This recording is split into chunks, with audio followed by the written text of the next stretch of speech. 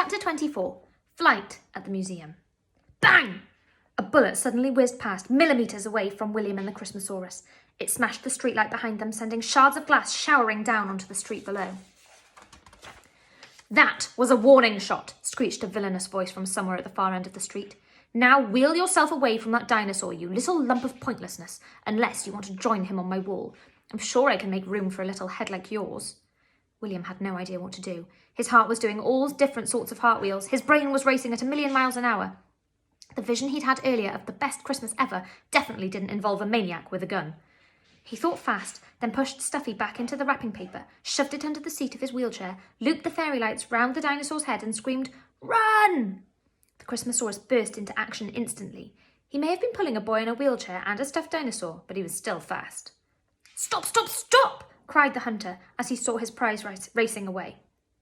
Gunshots suddenly cut through the air. Bang! Bang! Slicing snowflakes clean in half, but they missed the Christmasaurus and William. They were too fast. "Growler, fetch!" the hunter commanded, and his trusty companion zoomed down the street after them. "Faster, Christmasaurus, faster!" William cried, holding on for dear life, ducking and dodging the hunter's shots. Crouched low in his chair, William couldn't see where the Christmasaurus was going. He could only feel him twisting and turning as he dashed between parked cars and whizzed along the street at the side of the museum. The street at the side of the museum. William suddenly had an awful realisation. "It's a dead end," he screamed, as the Christmasaurus dug his claws into the snow and skidded to a halt, stopping just before they slammed into a brick wall. They were trapped. They waited, trembling, at the end of the long, straight, dead-end street. The large museum towered over them on one side, and a row of locked offices loomed on the other. The only way out was the way they had entered, and Growler was just prowling round the corner, baring his sharp, hungry teeth, cutting off their only chance of escape. A few moments later, the hunter caught up. He appeared in the distance with his rifle raised and aimed it at the Christmasaurus and William. "Good dog, Growler," he said, and he dropped him a scrap of more raw meat from his pocket as a reward. "Game over, little boy. You're trapped. Ha! You'd have to fly to get out of this one." William suddenly caught the Christmasaurus's eye and saw that there was a twinkle in it that he hadn't seen before, as if he had changed somehow. The Christmasaurus looked back at William, and William knew exactly what he was thinking. "That's it," he whispered. "You have to fly." William heard his father's voice in his head. "Believing is seeing," Mr. Trundle had explained. He looked the Christmasaurus square in the eyes.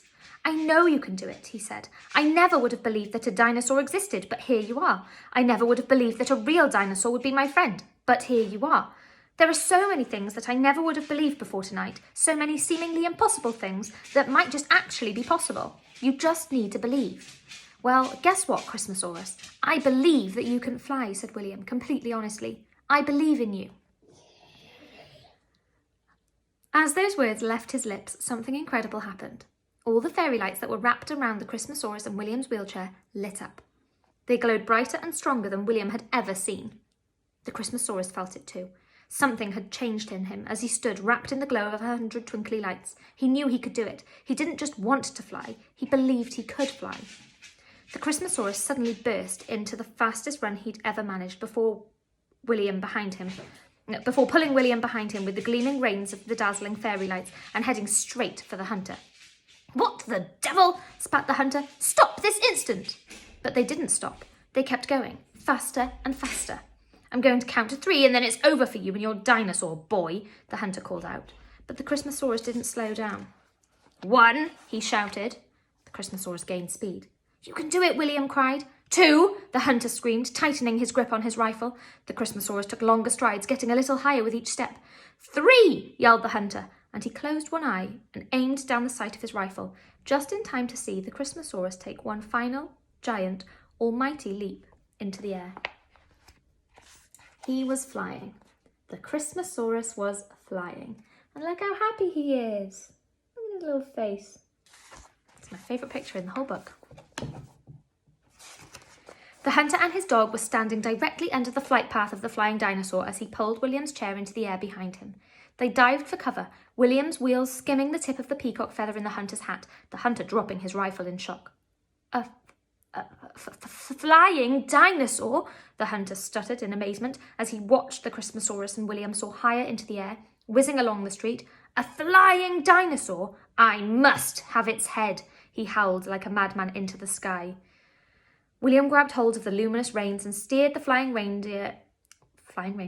Christmasaurus up and round the grand exterior of the museum. From the air, the building looked even more amazing. In fact, everything suddenly looked more amazing. The snowy streets of Williamstown, the clock tower in the distance, the white rooftops. It all looked magical all of a sudden. But then William realised the most magical sight of all was directly in front of him, pulling his wheelchair like a sleigh across the Christmas sky. A flying dinosaur.